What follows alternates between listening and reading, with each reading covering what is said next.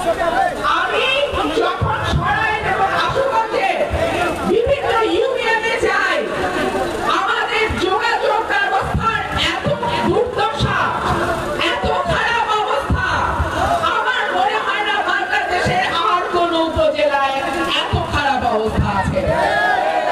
আজকে যখন আমি সরাইল থেকে রওনা হলাম, শাহবাজপুর থেকে রওনা হলাম, সারা রাস্তা ভাঙা, মাটি বের হয়ে গেছে, রাস্তায় যানজট, ট্রাকের পর ট্রাক, লম্বা লাইন। ইনশাআল্লাহ ঢাকা সিলেট হাইওয়েকে আমরা যুগোপযোগী উন্নত করব, এটা আমাদের ওয়াদা। আমরা অলরেডি দেখেছি সিলেটে যিনি মেয়র ছিলেন আরিফ সাহেব, তিনি আন্দোলনে ডাক দিয়েছেন। ঢাকা সিলেট মহাসড়কের যেই দুর্দশা, সেই নরসিংদী থেকে শুরু করে একেবারে সিলেট পর্যন্ত, সেই রাস্তা আমরা উন্নত করে দেব ইনশাআল্লাহ। সেই সাথে ইউনিয়নের ভিতরে ভিতরে রাস্তাগুলো বহুদিন কোনো মেরামত হয় না, এমপি আসে এমপি যায়, মানুষের ভাগ্যের পরিবর্তন হয় না। এইবারের ভোট হবে মানুষের ভাগ্য পরিবর্তনের ভোট। এইবারের ভোট হবে সরাইল আশুগঞ্জকে মডেল উপজেলা করার ভোট। এইবারের ভোট হবে তারুণ্য নির্ভর নতুন বাংলাদেশের ভোট। আমার এই দুটো উপজেলায় যারা আছে, আমার ভাইরা, আমি দেখতেছি কি কষ্ট করে গরমের মধ্যে আপনারা দাঁড়ায় আছেন। আপনারা কোনদিন ধানের শীষের বাইরে ভোট দেন নাই। ইনশাআল্লাহ এইবারও আপনারা ধানের শীষেই ভোট দেবেন। তবে এইবার যদি আপনাদের দোয়ায় আমি নির্বাচনে জয়লাভ করি, তবে গত 50 বছরে যেই উন্নয়ন হয় নাই, আমি সেই উন্নয়ন করে দেব ইনশাআল্লাহ।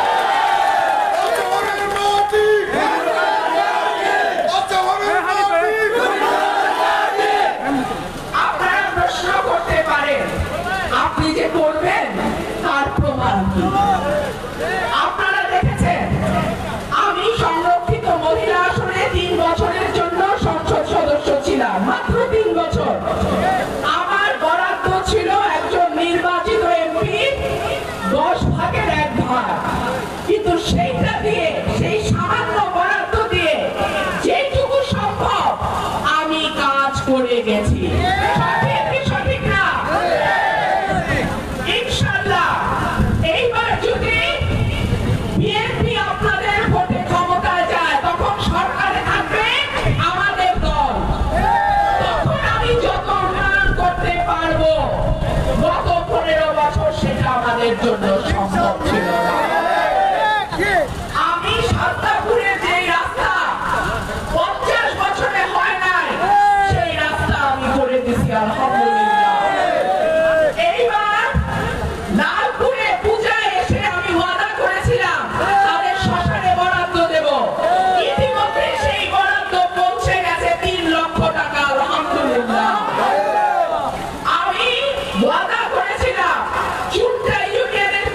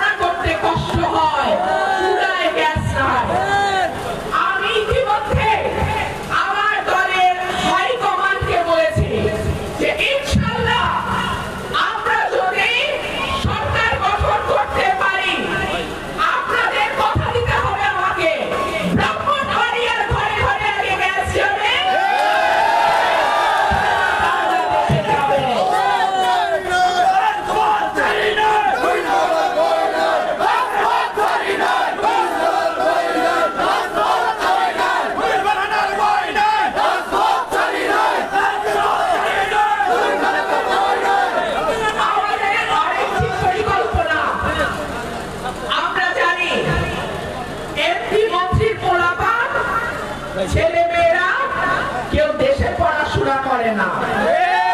সুতরাং সরকারি স্কুল কলেজ মাদ্রাসা আমরা যত্ন করি না, কারণ আমরা মনে করি আমাদের কোলাপালতু সব দেশের বাইরেই পড়াশোনা করবে, আমরা কেন উন্নত করব? আমি যদি আপনাদের ভোটে ইনশাআল্লাহ এমপি নির্বাচিত হই, আমার এলাকার স্কুলগুলো আমি সরকারিকরণের সর্বোচ্চ চেষ্টা করব এবং যতগুলো স্বাস্থ্য কেন্দ্র আছে আমি চেষ্টা করব যাতে ভালো মানের ডাক্তার এবং সরকারি ওষুধ যেই বরাদ্দটা সরকার দেয় সেগুলো আসে না, সেগুলো যাতে ঠিক মতন আসে সেই চেষ্টা আমি করবো ইনশাআল্লাহ। আজকে আমি আপনাদের সামনে ওয়াদা করে যাচ্ছি, আমি যদি এমপি নির্বাচিত হই আমার চিকিৎসা এলাকাতে হবে। এই কথা আমি আমার সরাইলের ভাইদেরকেও বলেছি, আমি আজকে আশুগঞ্জে আপনাদেরকেও বলে গেলাম। আমি যখন এখানে ট্রিটমেন্ট নেব, চিকিৎসা নেব, তখন অটোমেটিক্যালি দেখবেন ডাক্তার রেগুলার আসে, ওষুধ পাওয়া যায় এবং এই এলাকার স্বাস্থ্য খাতে অনেকখানি উন্নতি সম্ভব হয়। আমাদের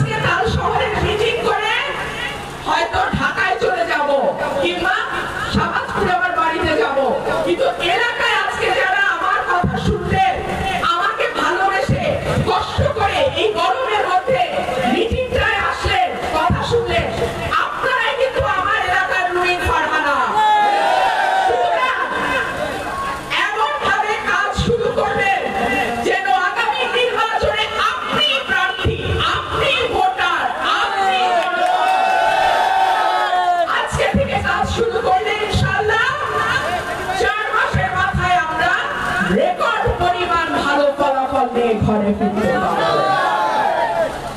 আর একটা কথা বলে শেষ করি, নির্বাচনের এই 3 মাস হাতে আছে, 3 মাস 4 মাস, এই সময়টায় এলাকায় এলাকায় বিএনপি রুমিন ফারহানা দুর্গ গড়ে তুলবে।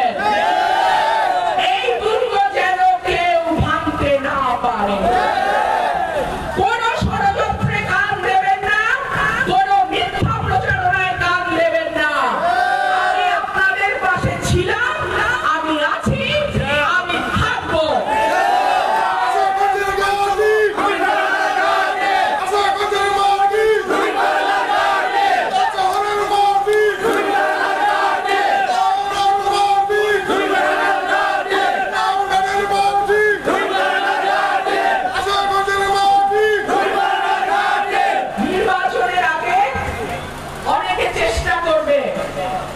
এলাকায় ঝামেলা তৈরি করতে, অনেকে চেষ্টা করবে পায়ে পা লাগায় একটু ঝগড়ানি করা যায়।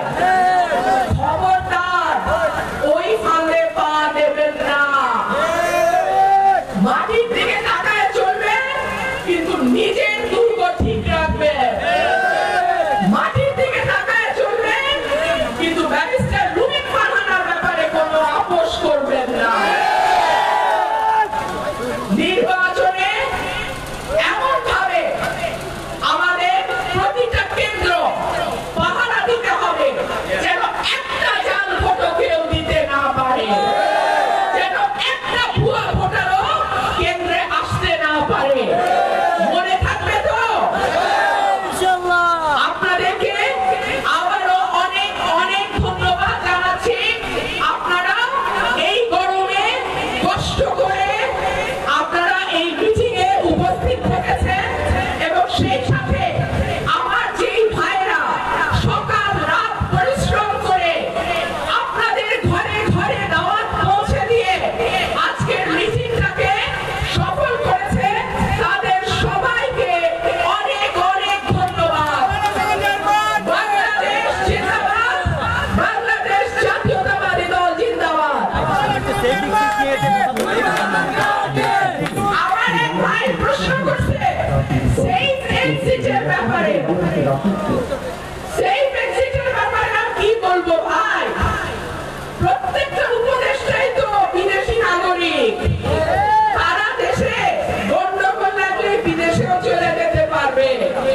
পারবেন না আপনি, পারবো না আমি। আমাদের কোনো দেশের ভিসা লাগানো নাই। আর সরকারকে অনুরোধ করি, এমন কোনো কাজ করবেন না, এমন কোনো অপকর্মে জড়াবেন না, এমন কোনো দুর্নীতি করবেন না, এমন কোনো ওয়াদা করবেন না যেটার কারণে আপনার সেফ এক্সিটের প্রয়োজন হতে পারে। কাজকর্মের স্বচ্ছতা, সততা, দেশপ্রেম বজায় রাখেন, যাতে সেফ এক্সিটের কথা চিন্তা করতে না হয়। তো ভাইরা আমার, ইনশাআল্লাহ আপনাদের সাথে আমার অচিরেই দেখা হবে। সেই পর্যন্ত আপনারা ভালো থাকবেন, বিএনপির সঙ্গে থাকবেন। রুমিন ফারহানার দুর্গ আপনাদের কাছে নিরাপদ, আপনারা সেটা হেফাজত করবেন ইনশাআল্লাহ।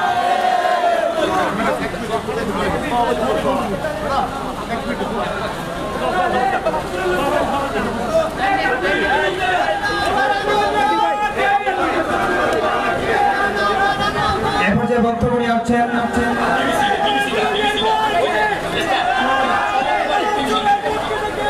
আপনাকে উঠবেন, আপনার বসবেন। বিবিসি সাক্ষাৎকার, দেশ নায়ক তারেক রহমানের সাক্ষাৎকার আমরা পর্দায় দেখবো, বড় পর্দায় দেখবো। আপনাদেরকে আপনাদেরকে দেশ নায়ক তারেক রহমানের সাক্ষাৎকার আমরা শুনবো। বিবিসি সাক্ষাৎকার আমরা প্রজেক্টরের মাধ্যমে আমরা দক্ষিণ পাশে প্রজেক্টর দিয়েছি। আমরা প্রজেক্টরের মাধ্যমে বিবিসি সাক্ষাৎকার, দেশ নায়ক তারেক রহমানের সাক্ষাৎকার আমরা দেখবো, এবং আমাদের ম্যাডাম এখানে বসে আপনাদের সাথে সেই প্রজেক্টরের মাধ্যমে সাক্ষাৎকার দেখবেন।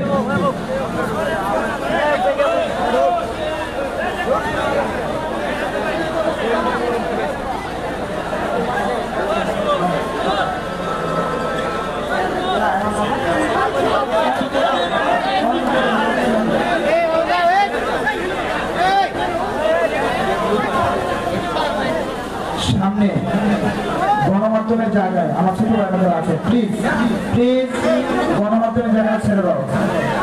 সামনে আসবান দেখে ভিত থেকে লোক বের করো।